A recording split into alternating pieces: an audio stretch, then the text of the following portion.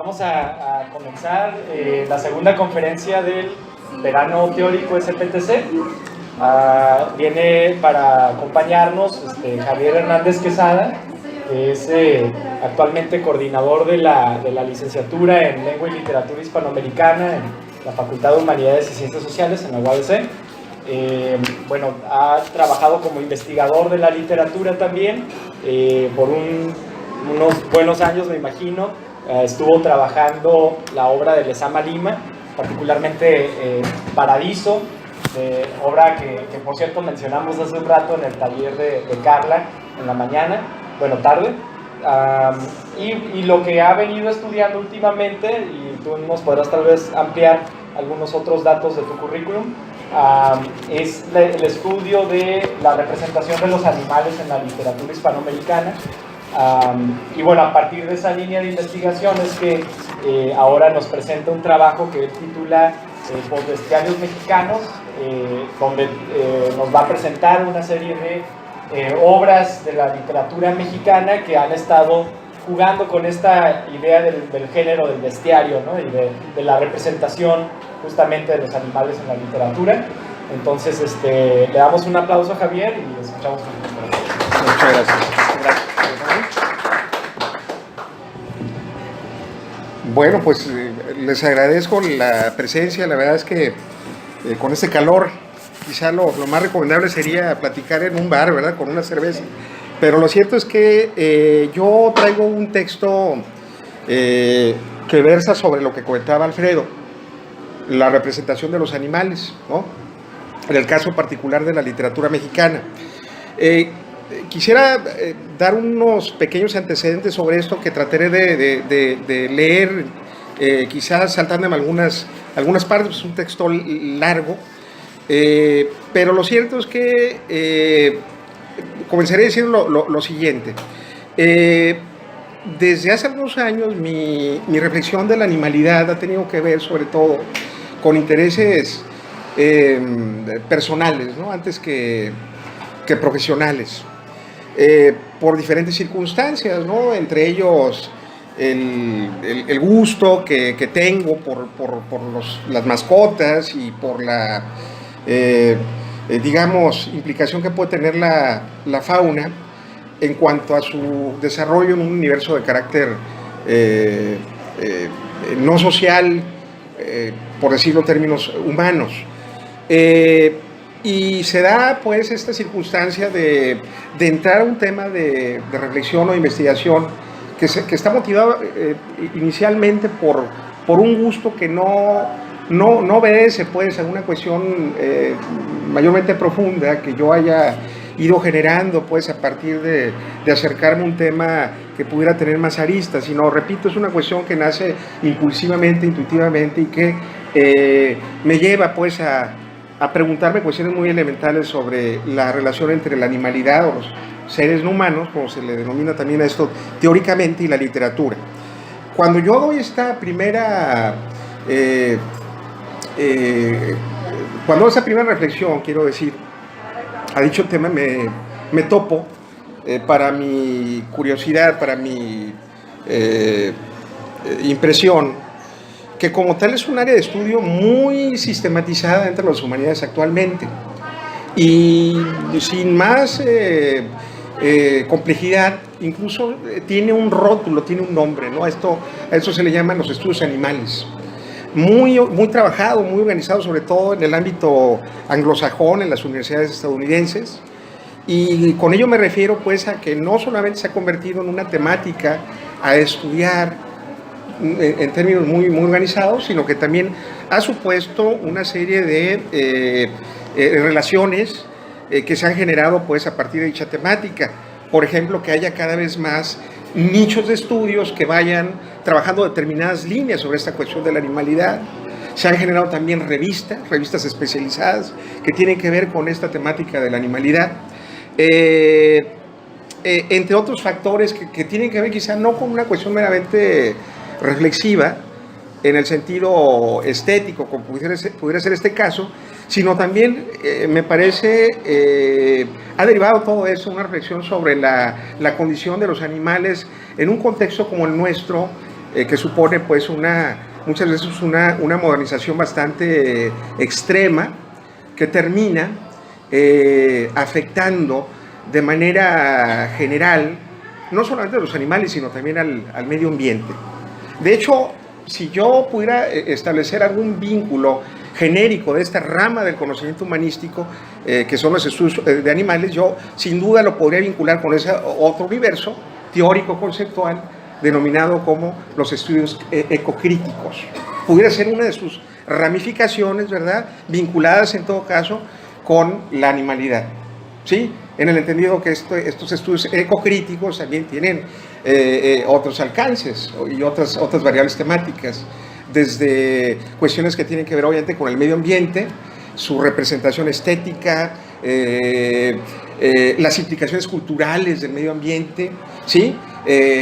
Focalizándose en cuestiones muy particulares como la flora, ¿sí?, los ecosistemas, los nichos ecológicos, y hasta derivar pues en esta otra temática propiamente dicho de los animales. Entonces yo me topo con eso en un primer momento y eso me resulta muy atractivo, ¿no?, porque lo que suponía una suerte de reflexión libre, ¿no?, sí, queriendo trabajar todo esto de forma rigurosa desde un punto de vista pues del estudio, el análisis literario. Lo que yo vengo a ver es justamente el planteamiento a partir de esta línea de reflexión de marcos conceptuales, si no de metodologías, pero sí, digamos, de metáforas teóricas o conceptuales que van precisando acercamientos a la animalidad, ¿no? Entonces eso a mí me resultó muy atractivo, porque me permitió organizar, ¿no?, las intuiciones iniciales que yo tenía, ¿sí? Entonces lo que yo voy descubriendo es justamente cómo el animal en el contexto del mundo occidental pues ha tenido diferentes nociones, ¿sí?, diferentes concepciones. Si uno piensa, por ejemplo, en algo que pudiera ser muy cercano y evidente para nosotros, en términos de lo social, en términos de desarrollo y de proyecto social, es evidente que seguimos desarrollándonos como sociedad en Occidente dentro de los parámetros de lo que ha sido el desarrollo modernizador, ¿no? O sea, podemos debatir sobre la continuidad del modelo, sobre sus desventajas o ventajas, ¿no? Pero me parece que en términos prácticos la modernidad está instalada desde hace, no sé, 200 años, ¿verdad?, en Occidente, y eso se ha convertido en un parámetro de las cosas y en ese sentido un parámetro de interpretación del mundo natural. Y más concretamente hablando de esto, en un parámetro de interpretación del ser no humano, es decir, del animal. Y si uno piensa en lo que son los paradigmas de esta concepción del mundo, uno entiende que el criterio básico o el motor fundacional o fundamental del proyecto moderno pues no es otro que el de la razón, en el entendido, ¿verdad?, de que esta es la piedra de toque que permite el desarrollo humano, el desarrollo tecnológico, la concepción del hombre en términos universales. En fin, yo creo que ustedes que trabajan estas cuestiones del pensamiento contemporáneo lo tienen muy claro, ¿verdad?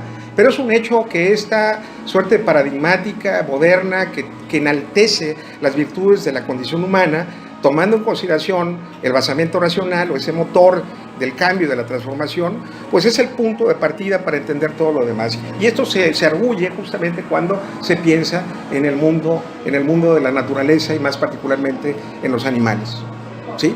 Y esto viene a suponer, pues, de entrada una suerte de problemática que en aras de potenciar la superioridad racional del hombre, pone en una suerte de segunda escala a la animalidad. Y básicamente porque desde tal perspectiva el animal es un sujeto carente de razón. Obviamente entiendo que este principio, esta reflexión data de tiempo atrás, en el caso al menos del pensamiento occidental, ¿verdad? Son señeras en todo caso las reflexiones de Descartes, ¿no?, al respecto, ¿verdad? Y de otros filósofos previos a este ciclo de lo moderno, donde justamente se encargan de contrastar la particularidad del hombre, la particularidad del ser humano con respecto del resto de los animales, ¿sí? Entonces, a lo que quiero llegar en esta suerte de introducción es justamente cómo en el contexto de la modernidad la animalidad ha sido un elemento más del mismo proceso modernizador, ¿sí? Ha estado en el desarrollo humano desde siempre, ¿no? Porque si uno considera lo que ha sido el avance de la humanidad históricamente hablando, no solamente pues a partir del siglo XVIII, siglo XIX, sino desde antes, tenemos claro, nos puede resultar muy claro que el animal ha sido una condición sin la cual el desarrollo humano no es del todo posible. No solamente hay que pensar en que el elemento animal se ha constituido, digamos, en un elemento vital desde el punto de vista alimentario, o desde el punto de vista, digamos, de lo que supone utilizar prendas de piel, ¿verdad?, para poder resistir los efectos de ciertos ecosistemas, ¿no? O sea, imagínense, ¿no?, vivir en lugares donde hace mucho frío y no tener otra opción para sobrevivir sino ponerse ropa de piel, pues garantiza el que sobrevivas. Entonces, en esos términos, la historia de la humanidad ha estado, me parece que en buena medida fundamentada, lo voy a decir metafóricamente, ¿no?, en lo que García Lorca, el poeta Federico García Lorca, en un intenso poema que se llama Poeta de Nueva York, llamaba el sacrificio de la otra mitad, el sacrificio involuntario de la otra mitad.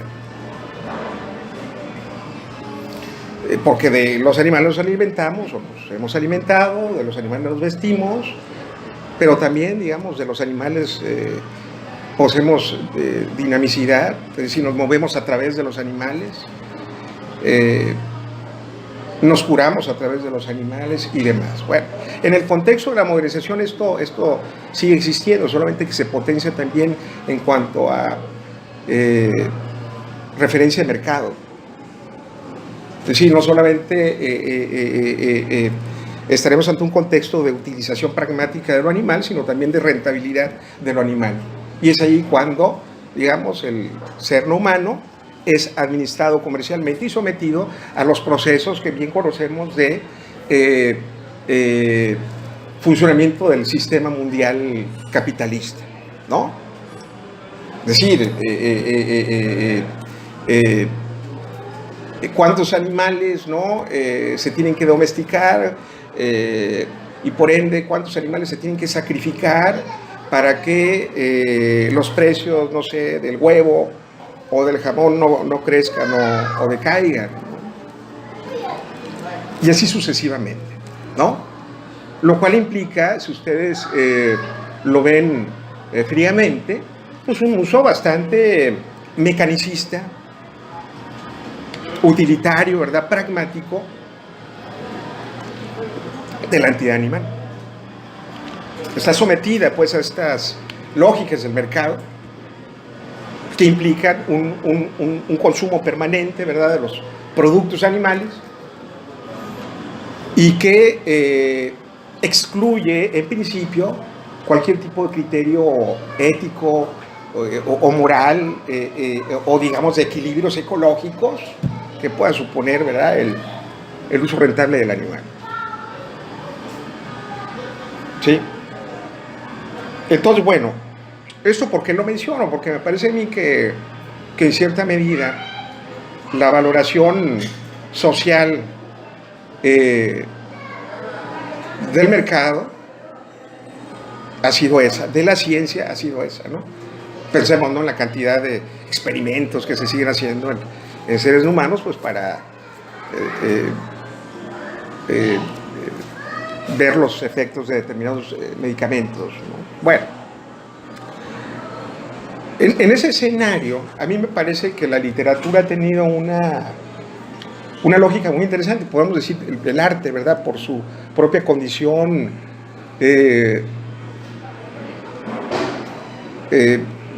heterodoxa de contraponerse muchas veces a los sentidos más pragmáticos de la razón, ¿no? En el contexto moderno entendemos que el arte ha sido una instancia fundamental de la crítica, ¿no? Sí, muchas veces también de la celebración de los hallazgos de la modernidad, pero en un sentido radical podríamos pensar en que el arte moderno es un arte crítico, aunque suene paradójico, ¿verdad? O sea, su modernidad estriba en su capacidad crítica, y de ahí pues toda la tradición que tenemos crítica de grandes creadores, grandes escritores, que han puesto el dedo en la llaga de los efectos desestabilizadores del orden moderno.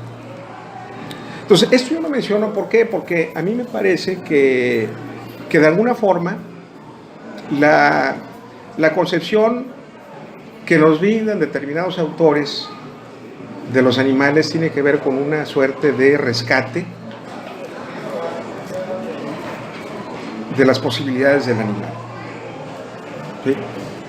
Es decir, repito, en el planteamiento de que la literatura es una posibilidad de ruptura crítica con respecto al orden imperante, una posibilidad, digamos, paradigmática que retuerce para aludirle llama los sentidos, los significados habituales de las cosas, ¿verdad? Entendemos que este discurso crítico se vuelve todavía mucho más poderoso en la medida que trae consigo la representación de elementos, de seres, de personajes denegados por la modernidad. Sí, me explico. Es decir, en la medida en que ese discurso crítico se vuelca contra las condiciones establecidas, es un hecho pues que un elemento de contenido que va a ser potencializador de ese mismo discurso crítico, pues va a ser la evidencia de los otros, ¿no? de los otros seres, la otra mitad de la cual habla García Lorca. Entonces, a partir de determinados autores hay esta consideración. Yo esto obviamente lo empiezo a pensar en la medida en que voy viendo cómo se dan como facetas de la representación en la literatura para el caso mexicano, que es lo que yo venía estudiando, ¿verdad? Y lo que sigo estudiando, o sea, a la fecha no me he desviado de la reflexión de determinados autores mexicanos sobre esta cuestión, pero es lo que yo descubro como una especie de representación sutil y poderosa de la animalidad a partir, pues, de aquellos que han visto en el animal la otra mitad capaz de poner en riesgo incluso los estamentos totalizadores o de mayores alcances del proyecto moderno. Para mí hay un autor que en todo caso resulta fundamental como piedra de toque para entender lo que actualmente ocurre con esta representación estética literaria del animal en la literatura mexicana, pensando en autores básicamente de una generación más cercana, ¿verdad? Incluso contemporánea a nosotros, de autores nacidos, digamos, a finales de los, digamos, nacidos en los 60s, en los 70s, en los 80s, ¿verdad? De autores que tienen esta suerte de visión de lo animal, tomando en cuenta, digamos, un legado estético tipo lo que mencionaba de García Lorca, pero también tomando en cuenta que, y eso a mí también me aclaró muchas cosas, un contexto que quizá no existía en el pasado al momento de hablar de estos temas, y es justamente un contexto de crisis ecológica, ¿no? Un contexto donde la realidad de los ecocidios es normal, desgraciadamente. La realidad, digamos, de la crisis de la propia animalidad es contundente en términos, pues, de lo que vemos continuamente en las noticias, ¿verdad? Cuántas especies, ¿no?, de animales están en peligro de extinción y somos testigos, muchas veces mudos, de esta expresión del Dios que en muchos casos nos antecede por miles de años, ¿no? a los seres humanos. Entonces, esta condición como de crisis, ¿no? También es lo que activa una percepción todavía más crítica del animal en el contexto de la literatura mexicana. Sí me explico, ¿verdad? Para mí hay un autor fundamental y es al cual yo le dedico la máxima de mis atenciones en estas reflexiones previas de las que hablabas, Alfredo, que viene a ser Juan José Arriola, que yo creo que todo el mundo lo hemos conocido, leído, ¿verdad? Es un autor muy destacado en el caso de la literatura mexicana e hispanoamericana. Y es un autor que a mí me resultó muy estimulante, quizá después de haberlo leído con estos ojos animalistas, ¿verdad? Críticos, que he venido pues desarrollando. Lo he venido a descubrir y a valorar más porque, bueno, antes me pareció un gran escritor, pero no lo veía pues a la altura de los grandes autores que quizá pueden entusiasmarnos, ¿no? Más allá de sus habilidades de estilo, ¿no? Y capacidad inventiva. Pero a mí me parece que si uno toma en cuenta lo que plantea Juan José Arriola, en un pequeño librito además, pues, que pasa como en su momento desapercibido, no después, pero en su momento sí, que es el famoso Bestiario. Ahí cambia la lógica de todo esto, ¿sí?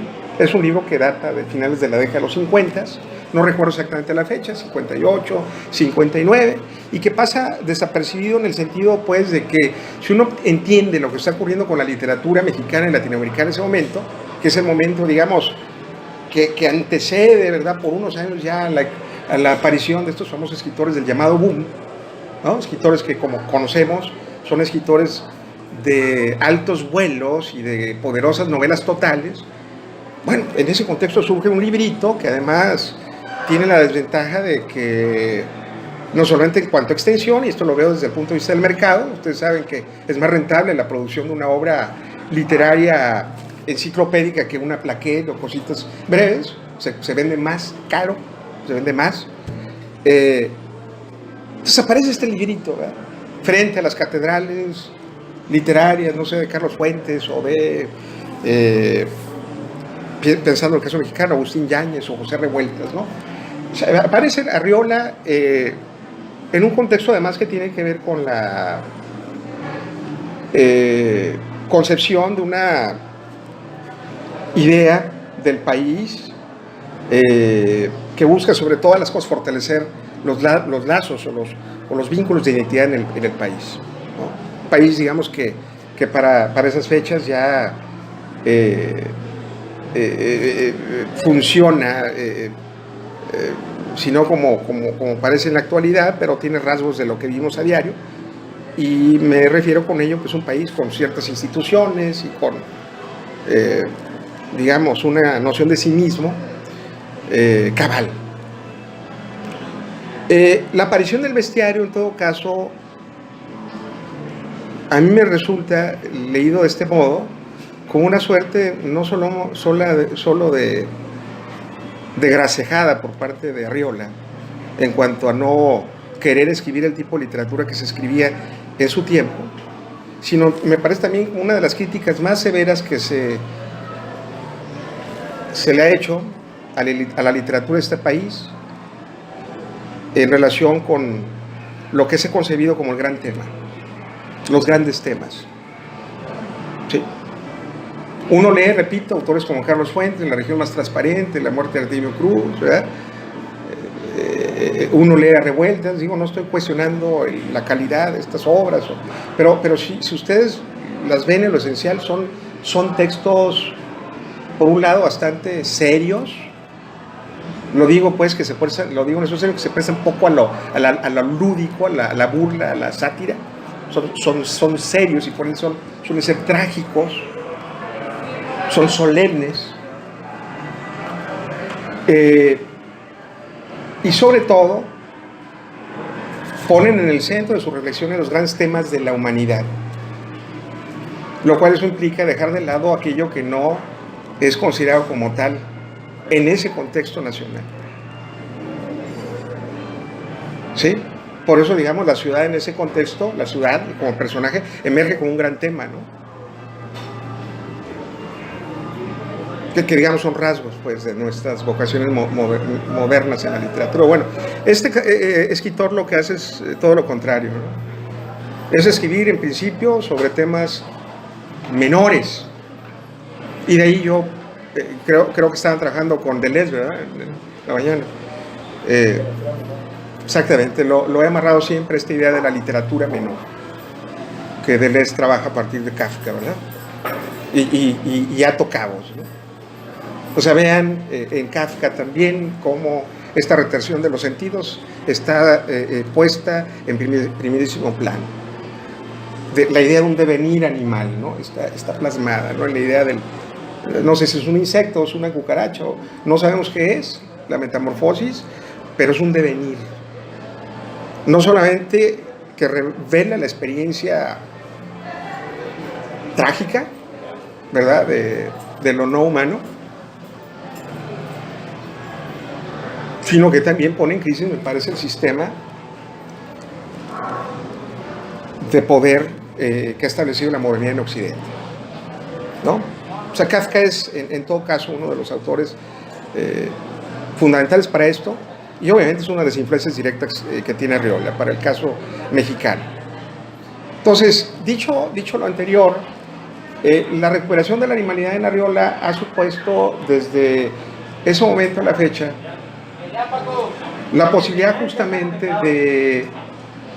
de incorporar a la literatura a personajes aparentemente menores, pero que también refieren múltiples problemas que pueden ser en todo caso muy atractivos para comprendernos en nuestro sentido básico y elementalmente humano, ¿verdad? Con eso que quiero decir, ¿no? Que muchas veces estos pequeños temas o estos temas propios de una literatura menor nos resultan mucho más asequibles que los grandísimos temas de la literatura total, de la literatura de mayor prestigio. Nos resultan más cercanos, ¿verdad?, en términos de la convivencia social, los temas, ¿verdad?, de las pequeñas tragedias que los magnicidios. Vivimos en carne propia, digamos, lo menor, lo cercano, no la abstracción. Y eso es lo que nos viene a plantear Arriola. Entonces, es muy significativo pensar en el caso de su bestiario, cómo él tiene mucha predilección por los insectos, ¿no?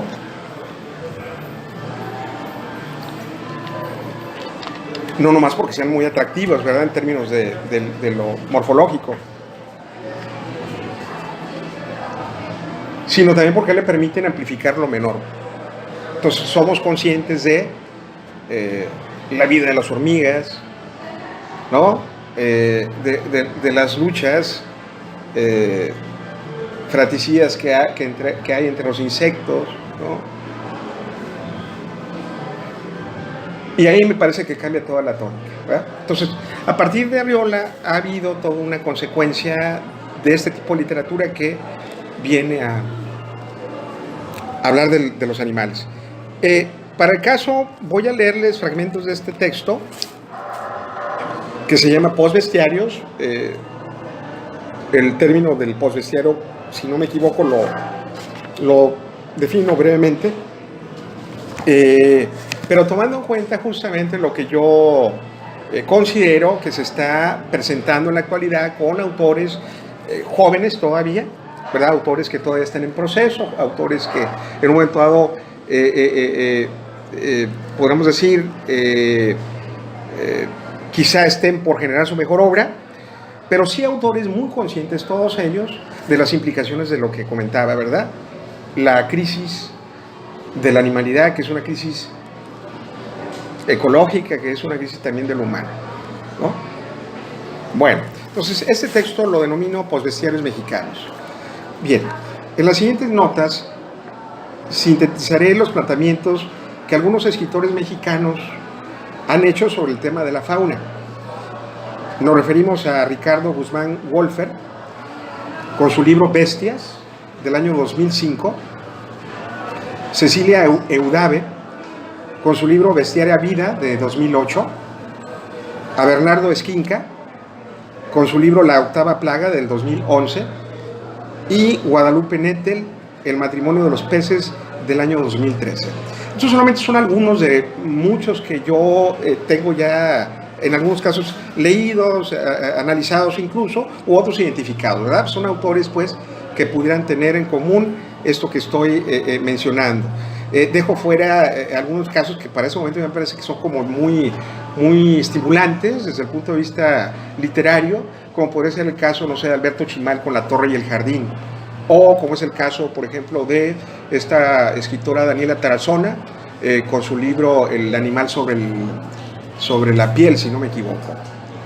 Bueno, en fin, estos escritores, decía, sintetizaré los planteamientos de estos escritores que han plasmado el significado de la animalidad, las más de las veces envolvente y sugestiva, y con el poder simbólico de trastocar el desarrollo pragmático moderno de la humanidad. Bien, desde hace algunos años, uno de los temas más llamativos que los escritores mexicanos han abordado ha sido el de los animales, sobre todo si consideramos lo que su comprensión ha implicado desde el punto de vista colectivo, la confirmación de una crisis respecto al papel que los hombres y las mujeres han tenido en los orbes materiales y simbólicos, individualmente, respecto al significado que encarnan en el contexto de un marco estructural donde se cuestionan de fijo muchas de las instancias históricas que han definido el desarrollo moderno y han posibilitado la aparición de paradigmas funcionales como el de la razón, entre otros. Digamos que atraídos por la labor de captar los asuntos radicales del exterior, estos animalistas han abordado un problema del que los humanos no saben cómo escapar y el cual alude a los matices del vínculo establecido con el resto de las criaturas. En el caso de la literatura mexicana, el uso del animal ha manifestado el desarrollo de una significación variable, la cual alude en principio a los esquemas de la visión cosificadora y después a los de aquella que no solo supone un reconocimiento, también una ponderación. El rescate profundo de la fauna de esta suerte abrevia una amplitud mayor o de mayor calado, ideada para convalidar la reflexión de que los hombres y las mujeres interactuamos con los animales de manera compleja, particularmente si los incorporamos, lo subrayo, si los incorporamos a nuestra realidad y los convertimos, de acuerdo con Ida Vitale, en nuestros próximos. Se trata en sí de señalar los detalles precisos de una afectación, de un interaccionismo que evidencia la importancia de los vínculos entre aquellas especies que, divergentes, comparten el espacio de un entorno vital, y no solo eso, el espacio de una significación en tanto el ser humano transforma al animal, o sea, en tanto le brinda categorías semánticas que redefinen su denominación. Por ende, el fenómeno aludido permite entender cómo, para un determinado escritor, la fauna refiere su especificidad, esto es, su singularidad en cuanto a especie biológica, lo que significa que estamos ante una situación llamativa, toda vez que se rescata su imagen precisa, no tergiversada por nociones coercitivas que suprimen aspectos relevantes o singulares como los de su estructura inicial, estructura biológica, para el caso que condiciona las interacciones del animal y acota los cambios estructurales que éstas desencadenan en él, según el biólogo Maturana, o asimismo la de su desenvolvimiento en los ecosistemas. Sabemos movilidad individual y colectiva que favorece su sobrevivencia en el espacio material. En función de ello, la literatura contemporánea que ha abordado la temática de la animalidad pareciera haber apostado por la concepción anterior, en virtud de que expresa un tratamiento no esquemático de la fauna que contrasta ampliamente con el de la reiteración cosificada de la otra mitad. En particular, aludimos a un contraste en el que, mal que bien, la fauna se sale de control y para estar a tono con las reflexiones del escritor Alejandro Lambarry, se convierte en la última, cito, frontera por cruzar. Esa frontera que trastoca la percepción del sujeto racional, pues se topa con la aparición de un devenir, el devenir animal, inadmisible en la concepción occidental de la humanidad. Bien, en el contexto reciente de la literatura mexicana, el animal es un valor a la alza que expresa la crisis de la razón. Hablo en concreto de un animal eficiente, cuya aparición desata la crisis del sujeto moderno, o sea, del sujeto ilustrado. En tal dirección, la propuesta de una lógica sugestiva que desbarata la imagen petrificada de este ser, conlleva la posibilidad de un registro más abierto a las potencialidades de la creación y mediante el que se expresan cualidades subversivas de lo fáunico, entendido o visto como frontera.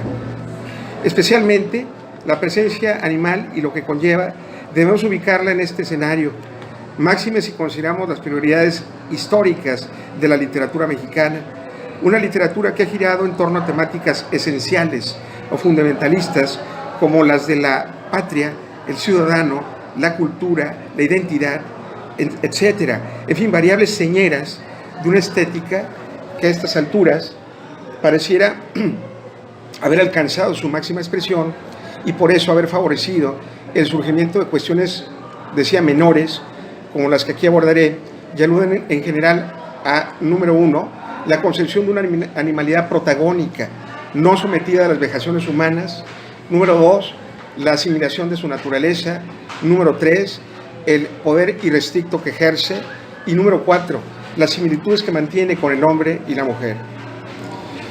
Bien, comienzo con el caso de Ricardo Guzmán Wolfer. Ricardo Guzmán Wolfer es el autor de una obra interesante para nuestros propósitos, Bestias, novela que desde el arranque plantea un discurso heterodoxo sobre la imagen de la animalidad y sus acciones, o siendo más claro todavía, sobre sus defectos.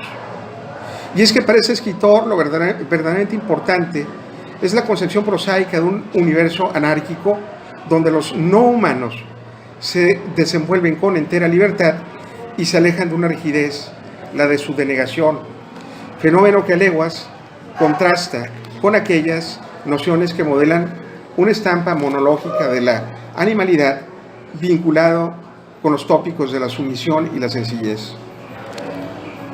En el presente caso, las alusiones van por otro lado, vislumbrándose como expresiones de una creatividad que sacude, me parece, la tradición. Y aquí, sacudir la tradición significa varias cosas, entre ellas el describir la movilidad del animal, propuesta, lo subrayo, bestial, que amplifica su sonoridad si partimos de las lecturas derridianas que hablan de la animalsonancia, que sacude fuertemente los estamentos de lo natural fáunico en pos de instaurar una categoría distinta contrapuesta a la visión de lo racional humano.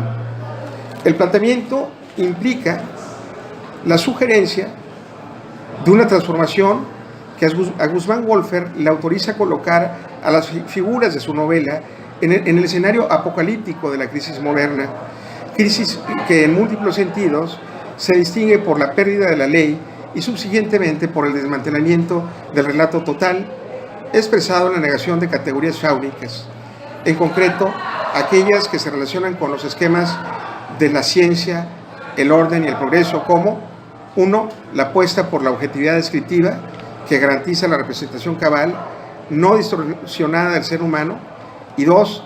El nexo que establece semejante descripción entre el animal y el espacio geográfico, alcanzándose con ello que el mundo material se conciba como un lugar acotado que limita la movilidad del ser vivo e influye en sus procesos permanentes de socialización. Definitivamente, la literatura de Guzmán Wolfer apela a este criterio. Y ello, bien observado, le permite desarrollar un tipo de literatura inter- e hipertextual en la que se invocan y retrabajan animales de otras fuentes. Tal es el caso del gato con botas, ser maléfico en este caso y terrible como pocos, modelado por los fenómenos decadentes del entorno y alejado de la imagen positiva del ayer, brindada por los autores Giovanni y Francesco Straparola en Las noches agradables de 1500 o Charles Perrault en sus cuentos de Mamá Ganso de 1697. Para Guzmán Wolfer, el tratamiento de la animalidad supone el surgimiento de nuevas variables. De ahí lo significativo del prólogo de su novela, donde expresa este cambio de enfoque y apela a una concepción posapocalíptica de la realidad natural mexicana. Lo cito brevemente. Comienzan las primeras frases de su prólogo de esta manera: «Sabe, oh mortal, que hubo un tiempo, mucho después de que las nubes estallaran en flamas de muerte y el cielo se tornara a la oscuridad perpetua, en que dragones inaguales salieron de su encierro de siglos para disputarse el control de la tierra. Los hombres se refugiaron en el subsuelo para evitar ser aniquilados. Así sobrevivieron durante 200 siglos entre los escombros de sus antepasados, suicidas, creadores y víctimas de los fuegos celestes, idólatras de los dioses robot. Sobre la tierra proliferaron duendes y espíritus malignos. Con la llegada de las plagas y las mutaciones también aparecieron los terribles y añejos depredadores reptiles». Bueno, esta primera imagen es la que quiero, digamos, al menos subrayar en esta ideación de un postbestiario. Es decir, lo que estaría planteando este autor, Guzmán Wolfer, es básicamente la idea de una crisis colectiva que tiene efectos totales, efectos en nuestro estilo de vida, efectos obviamente en nuestro escenario ecológico, y que en un momento determinado terminan afectando a los propios seres humanos, y donde se dan pues estas apariciones de nuevos animales producto de ese ecocidio, ¿verdad? Y que en muchos casos van en contra de la propia humanidad, ¿no? Es decir, esto puede ser elemental, pero lo que quiero decir es que en este planteamiento de una novela que en lo general podemos, digamos, pensar que tiene limitaciones estructurales y de contenido, es una novela subgenérica, donde lo cierto es que hay este cambio de enfoque donde la animalidad está por encima de la humanidad. Y no se trata, fíjense bien, básicamente de ponderar la idea de una animalidad positiva o de una animalidad que viene a evidenciar la bondad que ha perdido el ser humano, sino en una animalidad, digamos, protagónica, también se convierte tan cruel o más que la propia humanidad. Es una especie de crisis del paradigma, donde lo que está en juego básicamente para Guzmán Wolfer es la crisis, ¿verdad?, de los relatos totalizadores o de los grandes relatos, ¿no? Eso en el caso de Guzmán Wolfer. Bien, con Bestiaria Vida lo que ocurre es lo siguiente. Leo algunos párrafos para irnos más rápido. Bestiaria Vida de Cecilia Eudave es una obra, me parece singular, en tanto novela interior que versa sobre la transformación psicológica del sujeto, del ser humano, retrata el devenir animal, asumiendo la perspectiva y el sentido vital de este ser.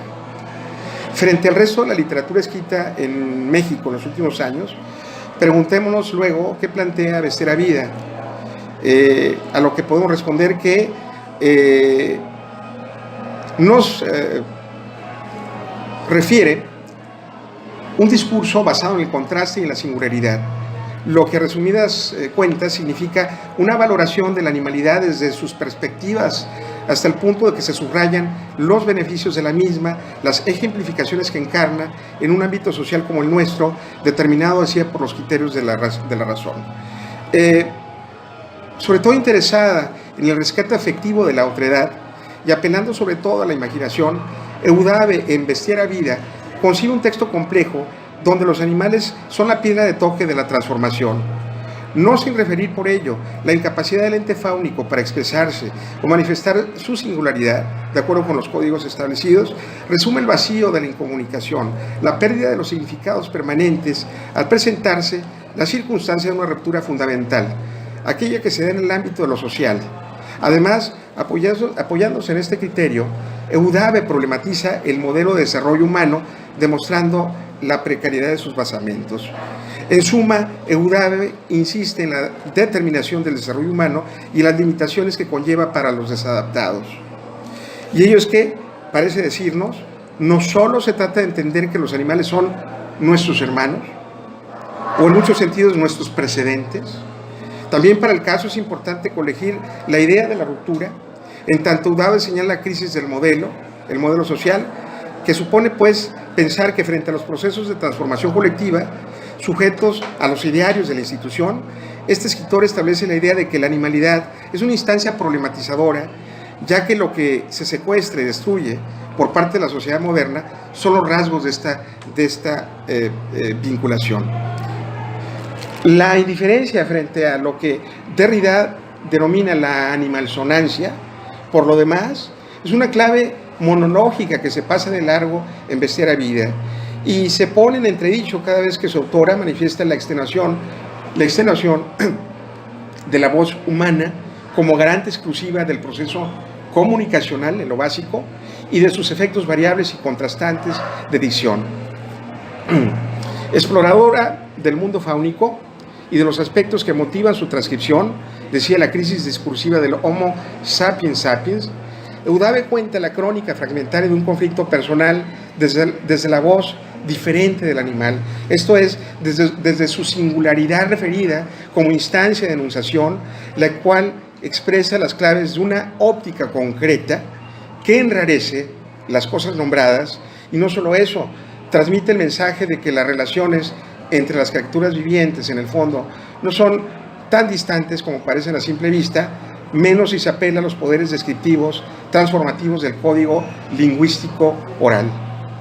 En razón de ello, en Bestiaria Vida, Eudave registra semejante discurso al sugerir la idea de que quien narra es un animal, es decir, un ser no humano, un ente que al nacer no llora como el resto de los niños y por ese motivo se hace, la cito textualmente, como los caracoles deben hacerse hasta antes de nacer, hasta antes de tener su caparazón, un círculo sobre sí mismo que se comprime en su mundo interior. Bueno, paso a la siguiente novela, o La octava plaga. Como en el caso de Bestias, La octava plaga de Bernardo Esquinca plantea un relato sombrío del vínculo hombre-animal. Esto se trata de una novela que modifica nuestra percepción de la realidad humana y animal, resumiendo las subtramas de una historia macabra en la que se invierten los términos de una relación. Al presentarse de esta manera, la fauna de la octava plaga actúa con resolución y sus intereses no son otros, sino acabar de una vez por todas con el principal depredador del planeta, el hombre. En cierto modo estamos ante un libro vengativo que no le da opciones a la humanidad y ventila otra imagen de esta carente de poder, consecuencia que implica en lo básico que la estampa de los seres no humanos adquiera los bríos severos de una entidad indispuesta, rejega a caer en la trampa del pacto hombre-animal. En general, el planteamiento de la novela se lee como contraparte del texto Su nombre era muerte, de 1947, del escritor Rafael Bernal, libro donde se registra la lucha de ambas especies, es decir, la especie humana y la especie animal, mas con la salvedad de que el animal es visto como siempre, a saber, como un ser menor a quien se le debe someter o aniquilar, máxime si pertenece, como es el caso, a la familia de los insectos, entes menores cuya presencia resulta desconcertante para los hombres. Así, la propuesta de Bernal choca con la de Esquinca, puesto que resume una situación diferente que se comprende a partir del escenario planteado y se separa de ese tipo de literatura unidireccional, incapaz de contravenir las expectativas existentes sobre el discurso moderno de la razón. Junto con Bestias, La octava plaga es una especie de díptico fáunico de la caída, donde el principal planteamiento consiste en evidenciar la crisis de la humanidad vista como instancia sometida o supeditada al acto animal. En uno de los pasajes del libro, que a continuación cito rápidamente, se habla de esto. Cito a Esquinca. Nosotros somos los verdaderos constructores de este planeta, apunta el narrador aludiendo a los insectos. Por eso nos pertenece. Es un proceso que duró cientos de miles de millones de años. construimos el suelo sobre el que todo se alza. Con nuestros cuerpos deshechos conformamos la caliza y sentamos las bases de gigantescas porciones de tierra. La caliza pura, que se encuentra en todas partes de España, por ejemplo, fue fabricada con el polvo de nuestras conchas durante incontables generaciones.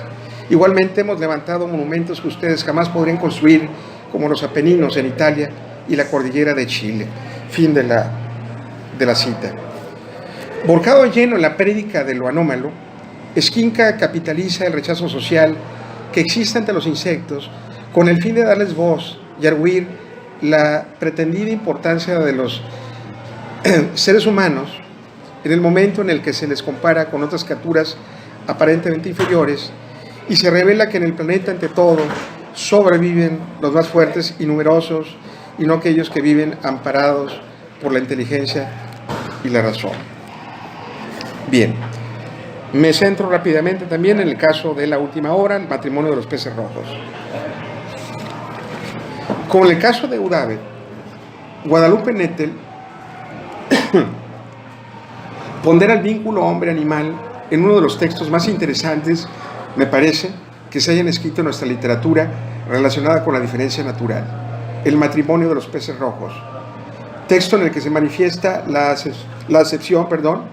acepción del ente fáunico en el marco de la vida cotidiana, determinada por la pérdida de las relaciones humanas y por la vigencia de un modelo tecnológico que aísla al ser humano del universo natural.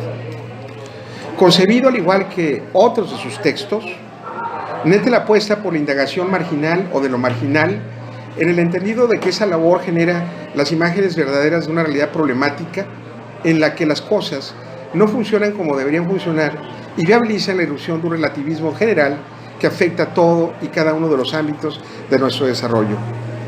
Sin que medien por eso explicaciones que aclaren los rasgos de una vinculación, Nettel expresa la naturalidad de un nexo partiendo de la idea de que en la actualidad los seres humanos asistimos a un mundo diferente, donde nuestros procesos de socialización han cambiado y solo nos queda la alternativa de la transformación a partir de los criterios determinantes de la cotidianidad. Y es allí, precisamente en este escenario de la cotidianidad, que Nettel entreteje varias historias, las mismas que expresan la situación aludida en términos de plasmar cómo los seres no humanos, los animales, se convierten en parte de los afectos continuos y fundamentales. Con esto, Nettel utiliza a los animales para indagar en la vida de sus personajes, hombres y mujeres, logrando la ponderación de un nexo circunstancial que pone en entredicho la separación entre nosotros y las demás especies, o expresado en otros términos, entre el mundo de lo no natural con el de lo natural. Concebido como un libro de relatos integrados, gracias al tema de la animalidad, el matrimonio de los peces rojos sintetiza una serie de situaciones en las que los vínculos humanos no humanos se patentizan, demostrando la intensidad de los nexos, precisa en importancia en una iteración, gracias a la cual el ser humano se ve de otra manera, no como sujeto aislado, ajeno al perímetro de la naturaleza, sino todo lo contrario, como ente relacional que encuentra en la imagen cercana de la otra mitad los indicios de una significación incluso más importantes que los que sus congéneres le ofrecen. Si hubiera que sintetizar, por ende, las variables de este planteamiento, habría que precisar lo siguiente. Número uno, que la literatura de Nettel revela el encomio del elemento fáunico justamente al valorarlo como referente simbólico de carácter nodal. Y número dos, que en una apuesta por evidenciar la complejidad de las cosas, semejante visión subraya el matiz acuciante del animal tras entenderlo en calidad de sujeto activo, capaz de violentar las normas escritas que determinan el sentido de nuestra sociabilidad. Bien, termino con esta brevísima reflexión y si gustan, bueno, podemos comentar algunas cosas. De acuerdo con los puntos anteriores, la valoración animal de nuestros autores se caracteriza por la franca recuperación que expresa del sentido natural, a pesar de que paradójicamente tal lectura parte de una construcción cultural, aquella que enfatiza nuestra dependencia simbólica del mundo físico. Con esta reflexión, Estos autores enfatizan la singularidad del ente humano, precisando las características físicas y biológicas que ostentan y que los colocan en una posición distinta a y distante de la humanidad. Este argumento, finalmente, admite la consecución de una prosa problemática que, recuperando la consideración del esquema natural, arroja una serie de reflexiones que sitúan a los animales en un plano más amplio o abarcador. Política en esta materia, insistimos, la prosa de nuestros autores obliga a la consideración de una realidad mayor donde efectivamente existe el hombre, el ser humano, pero no como el centro del universo, sino como especie similar, lo subrayo, como especie similar que interactúa con otras que existen en su alrededor y que incluso determinan y modifican el desarrollo de su existencia, tanto a nivel individual como colectivo. Termino citando la reflexión de Jacques Derrida sobre su concepto de la animalsonancia, que me parece que es lo que está presente en todo esto.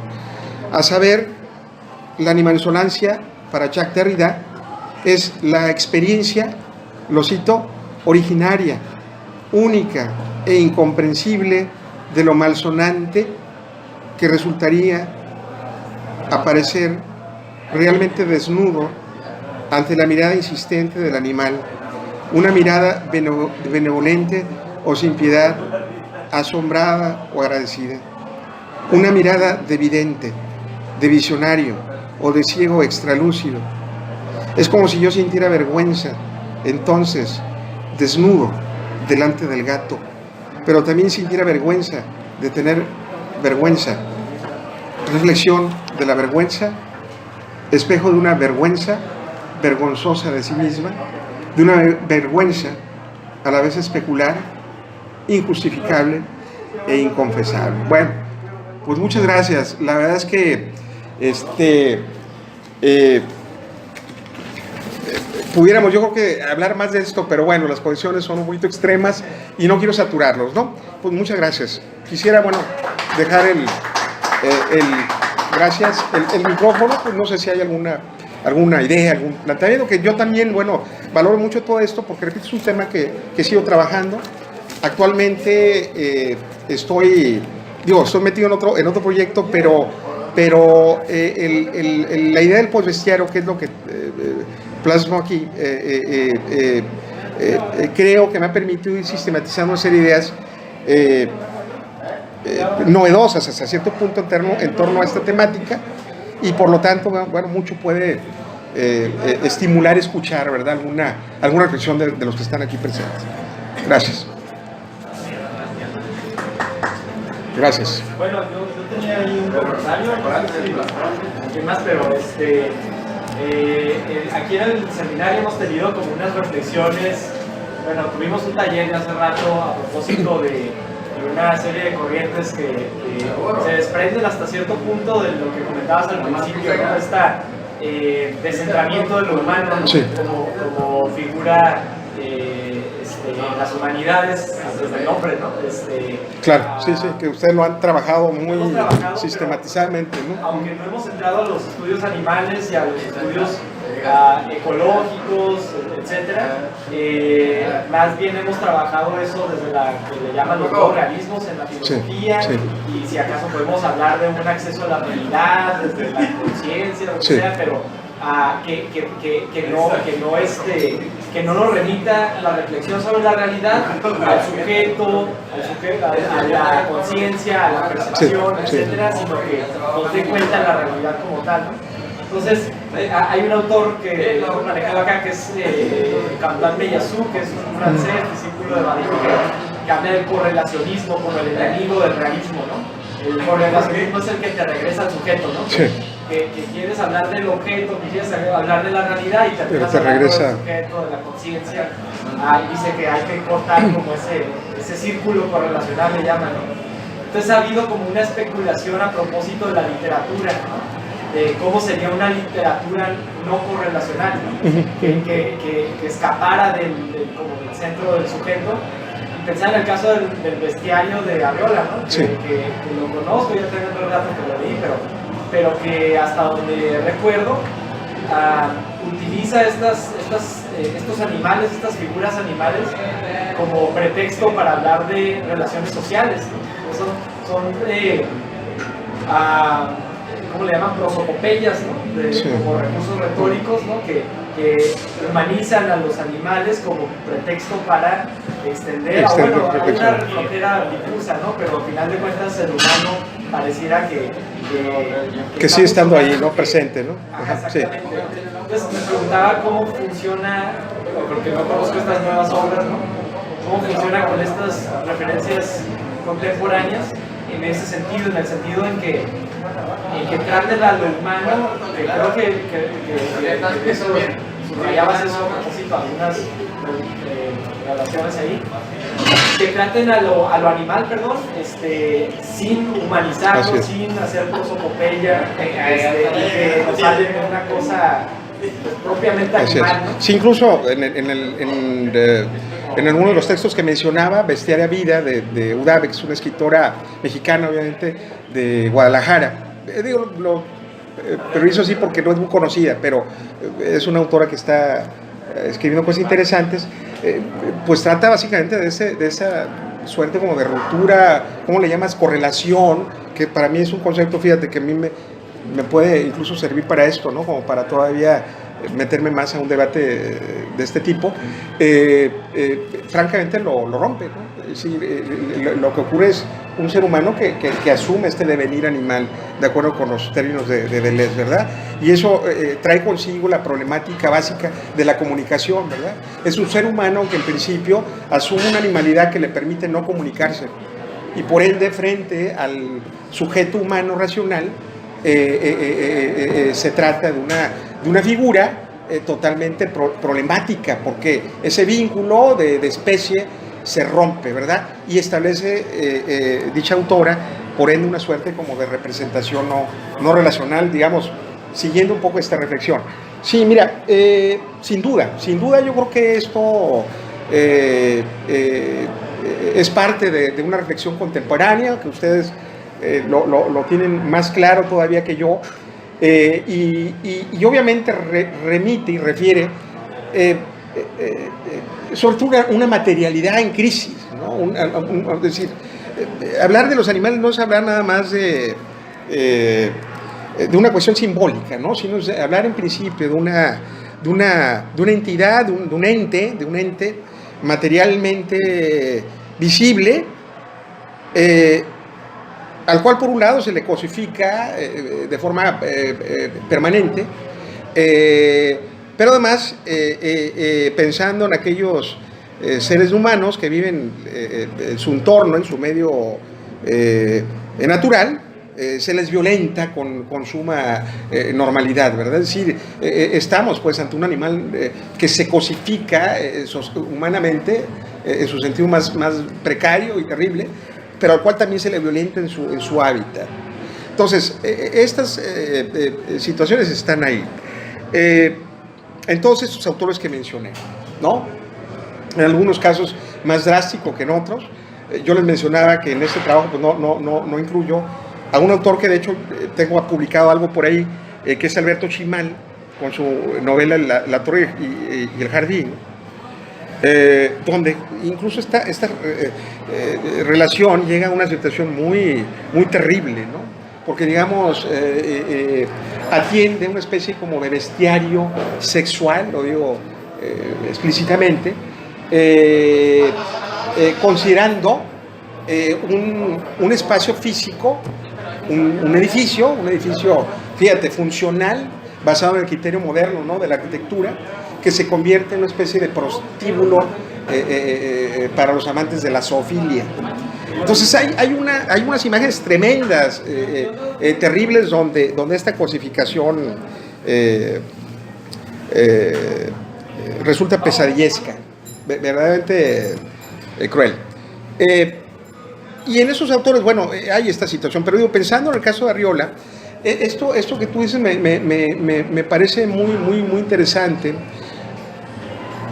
porque, mira, Arriola es un autor que sin duda, metafóricamente, o en términos de prosapopeya, sí te remite a la condición humana, ¿no? Finalmente, bueno, es un escritor que escribe para transmitir un comunicado, pero me parece que al menos en el caso del bestiario tiene esa capacidad como de escindir ese mensaje. Y lo digo en esos términos. Uno, en el sentido de que quizá el lector pueda descubrir variables metafóricas en los actos y en las situaciones por las que pasan los animales que él representa. Pero por otro lado se da una situación que tiene que ver con esta focalización de la cual también yo hablaba, de hacer visible, de magnificar lo menor.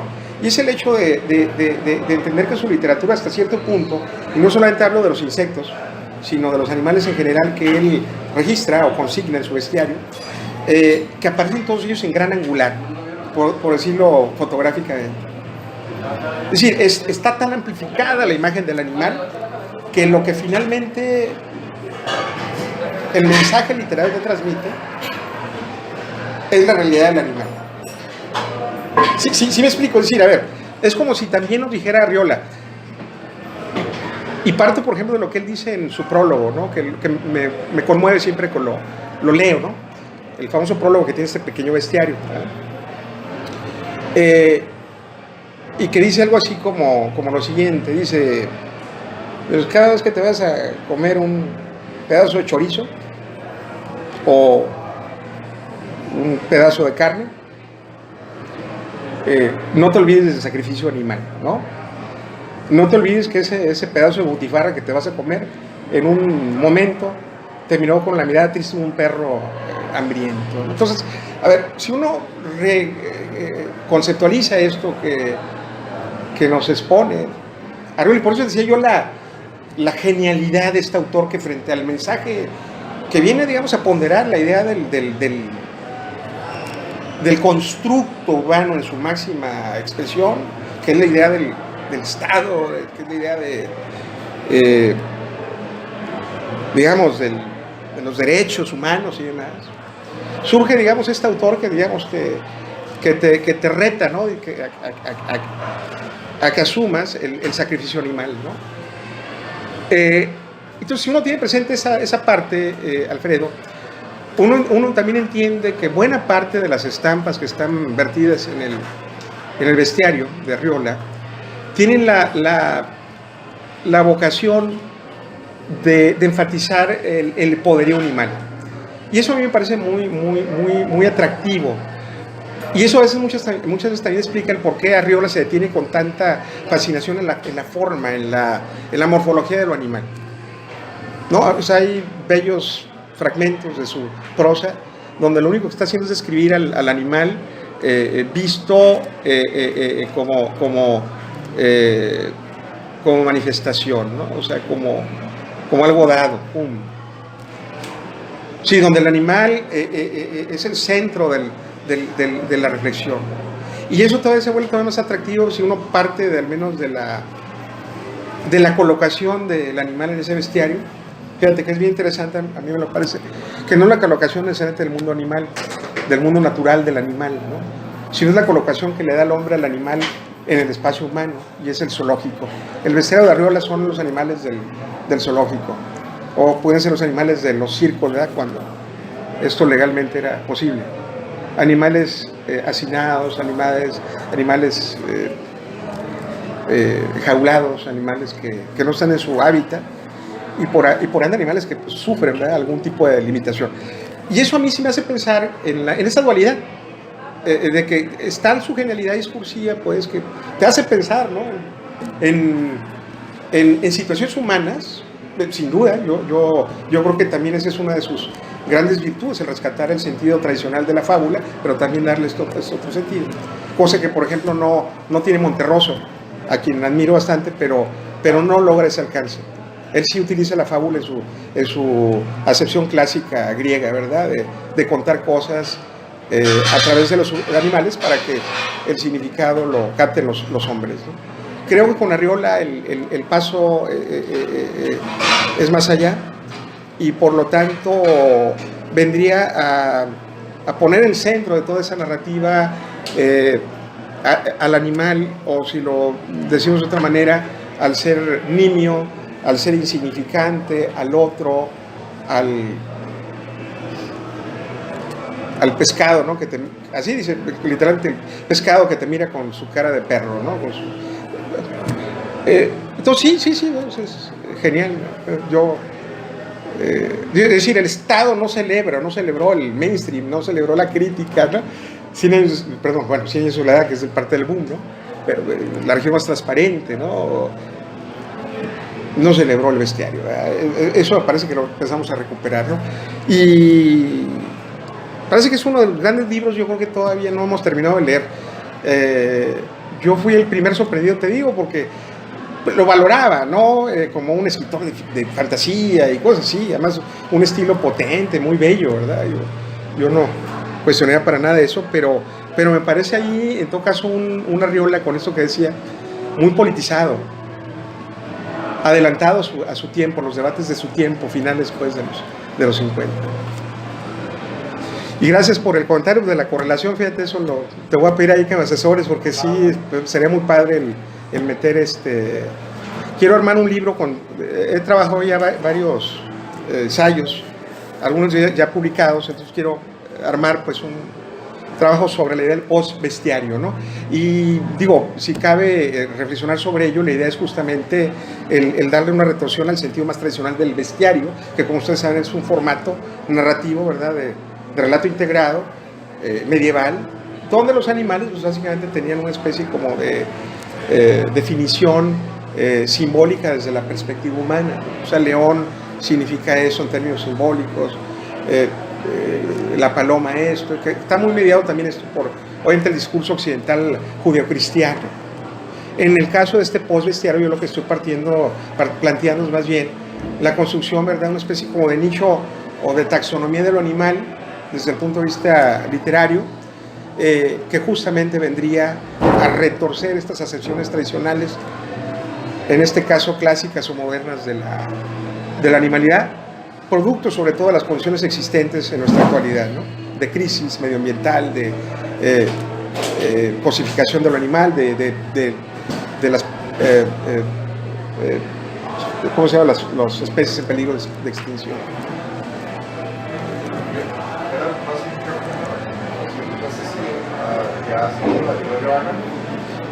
Fíjate que sí lo he leído y tengo la referencia que él hace, no lo he trabajado como tal, pero sí es un referente que tengo pendiente leer. Sé que ustedes también lo han sí.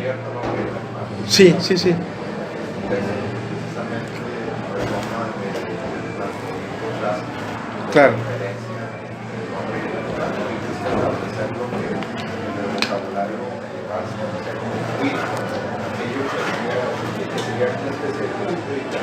Sí. Para establecer que es aquello que pertenece única y exclusivamente al ser humano y aquello que corresponde en menor medida a la naturaleza. Y precisamente Agamben en ese texto retoma el formato de los bestiarios, digamos, más no recuerdo de una edición de una Biblia, ¿no?, de Galilea que mencionabas del Instituto de la Perspectiva Cristiana, para, digamos, buscar la forma de restituir la dignidad sí, que de algún modo le había sido arrebatada pues, a la categoría animal, y por medio de esta restitución buscar también una forma de rehabilitar digamos que el campo de la antropología filosófica, pero ya no únicamente centrada alrededor de la figura digamos hegemónica del hombre, ¿no?, sino también admitiendo esta evidencia vertical, claro, no de dominación sobre el resto de la sociedad. Creo que eso me puede servir, si lo tienes aquí. No, lo tengo en PDF, pero sí, yo creo que digo, bienvenidas a todas estas recomendaciones porque pues fortalece, ¿no?, la argumentación a la cual quiero llegar en términos de más fineza, ¿no? Y me parece que es ahí donde el tema, pues, ¿no?, el debate de todo esto, pues está en el centro de las humanidades, y no es un debate, digamos, menor, ¿no?, porque también va de por medio de nuestra propia condición humana. Y vaya, que estos estudios, en el fondo lo que están planteando es eso, ¿no?, es decir, pues no hay razas, no hay especies superiores, ¿no?, o sea, más bien es esto que tú muy bien dices, en cuanto a que se tendría que hablar, digamos, de esto en términos de lo poshumano, ¿verdad? o el mundo o la unidad con el fin, Sí. ya el paradigma o el ejemplo del humano ya está, digamos, que desfasado. Y ahora está el movimiento del paradigma cosmológico, donde los animales pueden estar lado a lado, ¿no? Sí. Sí, sí, y sí, y ahí lo importante, y en un sentido pues, real y político, pues, de vida social, como ya un momento, pues, en que tenemos que asumir el que la coexistencia es vital para el futuro de la vida, ¿no? En el planeta, ¿no? El debate de las abejas, ¿no? O sea, fíjate a qué llega, ¿no? En el caso de estas cuestiones de la animalidad, recomiendo mucho, hay una revista especializada sobre animales, que se llama Estudios Críticos de Animales, ¿no? Es una revista que se produce en red, pues, tiene su sede en Argentina, y están, me parece a nivel del mundo latinoamericano, hispánico, que es lo que pues yo más trabajo, están trabajando cosas muy interesantes desde este cruce interdisciplinario de las humanidades, las ciencias sociales, las ciencias naturales, ¿no? Vale la pena echar un ojo también ustedes que están metidos en esto, los números están en PDF y creo que abonan pues mucho al debate de la propia condición humana. Pues muy bien. Muchas gracias. Un último comentario, una pregunta.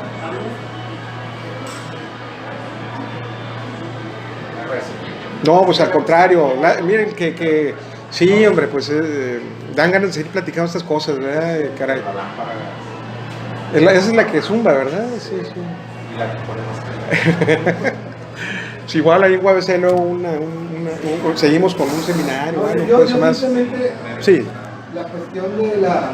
Pues hay muchas cosas, ¿no? Se me hace muy buena con la gracias. ponencia y el tema, ¿no? Y cómo lo clasificas, ¿no? O cómo lo clasifican como dentro de estos temas menores, ¿verdad? Pero Sí.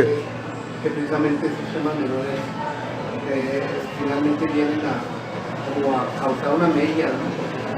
Yo inclusive me pregunto cómo viene esto a confrontarse con los grandes establecimientos morales que tenemos, ¿no? Sí. Instituciones. Pero simplemente como cuestión de aclaración y pregunta, que no supe bien cómo encajó esa cuestión de la modernidad. O sea, la modernidad tú la estás proponiendo como esta fase humana donde vuelve a tomar conciencia de esta condición, ¿no? De esta especie de animal, del animal. Sí, no, sí, sé por dónde vas. Sí, mira, sí. Como esta fase donde ¿cómo se diría? Se termina de subyugar, ¿no? Sí, sí. a esta otra especie. Entonces, mira, sí, yo creo que es el punto. El proceso, sin duda, de modernización al cual aludo depende de esta fase, ¿no? de la modernidad ilustrada, propia, ¿verdad?, de las reflexiones del famoso siglo de las luces. Digamos que como proyecto filosófico, proyecto social, se concibe como algo que tendrá diferentes alcances, diferentes implicaciones, ¿no? Si hablamos de la modernidad en su sentido ilustrado y pensamos en la política, digamos que todo eso deriva, creo, en lo que conocemos en la actualidad, como son los derechos universales, los derechos políticos, el sistema de gobierno, la democracia. Esto creo que lo entendemos. Desde el punto de vista, digamos, del desarrollo material, entenderemos pues que la modernidad también trae otra narrativa, ¿no?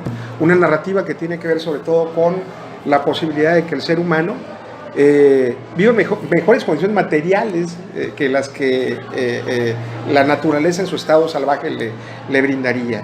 Hay un ideal transformador del mundo de la natural, Entonces esto no implica este control, Exactamente, eso implica, exactamente, sin duda alguna. Sí, porque digamos, pensamos en esos criterios, ¿no? Decir, a ver, poblar que eres arquitecto, ¿verdad? Poblar un espacio, ¿no? En un momento dado supone planificarlo, meter tubería, ¿no? Quizá quitar especies de flora para, bueno, yo creo que eso lo manejan mejor. En un sentido pragmático, sin duda, pareciera ser que la modernidad es violenta contra muchas especies. Pero sucede algo. En toda esta galería de vertientes de lo moderno, ¿no? Pareciera ser que la expresión estética, en sus manifestaciones más acabadas, ha ido a contracorriente de este espíritu moderno. Y esto está en el origen mismo de la modernidad, repito, su sentido estético. O sea, hay ahí como una suerte, a mí me lo parece así, ¿no? Y de acuerdo con las reflexiones que he hecho, hay una suerte como de decisión del creador moderno respecto, ¿verdad?, del proyecto totalizador. Quizá porque aquí el ser humano se viene a enfrentar, es decir, el creador se viene a enfrentar con cuestiones que son evidentes en este contexto. Un proceso, por ejemplo, donde hay una fuerte tecnificación y donde el ser humano empieza a experimentar, y el creador empieza a experimentar procesos de tecnificación que coartan su sensibilidad, ¿no? Entonces, hay manifestaciones artísticas desde este momento, siglo XVIII, ¿sí?, donde se está fundando este proyecto de modernización, que están planteando la otra cara de la realidad. Los románticos, por ejemplo, ¿no?, con sus visiones, ¿no?, de la trascendencia, el mundo onírico, su constante deseo de escapar al mundo natural como contrapartida, ¿verdad?, al devenir urbano. Entonces, a partir de ahí me parece que la modernidad estética, la modernidad del arte, ha tenido un papel crítico, protagónicamente crítico, contra el desarrollo de la modernización en su sentido más rentable, más economicista o político. Y es, digamos, una variante muy singular, porque a decir de autores, no sé, como Octavio Paz, cuando hablan de lo que es el arte moderno, pareciera ser que vivifican, ¿verdad?, el propio proyecto de la modernización. Estas posturas críticas que manifiestan la diferencia vendrían a suponer, ¿no?, la idea de una suerte como de contraparte, de contrapartida a procesos de estandarización. Y es ahí donde justamente la literatura ha planteado, rescatado estos argumentos, ¿no?, de concebir no solamente a los animales, sino como al mundo natural como una suerte de posibilidad transformativa de la propia experiencia moderna. No sé si me explico, pero digamos, en ese contexto que pareciera ser unívoco, el de la modernidad, insisto, a mí me parece que el arte es una de las pocas ranuras, puede haber otras, pero dado que yo trabajo en la literatura, es lo que veo, ¿no? El contradiscurso, la oposición, ¿verdad?, a estos procesos de colectivización, la anomalía, por no hablar de la sinrazón, si partimos pues del paradigma básicamente fundacional, ¿verdad?, de la modernidad, que es la razón. Entonces, es la que trae esta como desbancamiento, ¿no? Es la que arroja exactamente una luz, ¿verdad? Exactamente. O sea, esa disfunción aparentemente, ¿cómo decirlo?, sin propósito, sin sentido, en el sentido más rentable y programático de la modernidad, el artista la evidencia como lógica de sobrevivencia, el creador. Otra cosa que se me ocurrió cuando estabas hablando de los insectos como estos verdaderos constructores. Es un dato ahí. También tenemos los dinosaurios. Los dinosaurios. Como ahora con este energético fósil, ¿verdad? Claro. Que supuestamente proviene de ellos, también como constructores, ¿no? Sí. De esta modernidad, ¿no? Esta nueva era tecnológica. Fíjate que, sin duda, bueno, me haces pensar en el cine más comercial, ¿no?, famoso Jurassic Park, ¿verdad?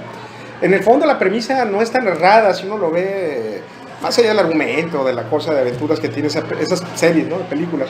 Pero fíjense cómo es la evidencia, ¿no? De que gracias a los poderes de la modernidad se revivifican, se vitalizan los dinosaurios. Pero esos dinosaurios finalmente salen del control. Y exactamente, o el famoso sueño de la razón produce monstruos, ¿no? El dibujo de Goya. Eso es lo fascinante a mí de todo eso del arte. Pues te agradecemos de nuevo. Al contrario, muchas gracias. Encantados con tu conferencia. No, al contrario.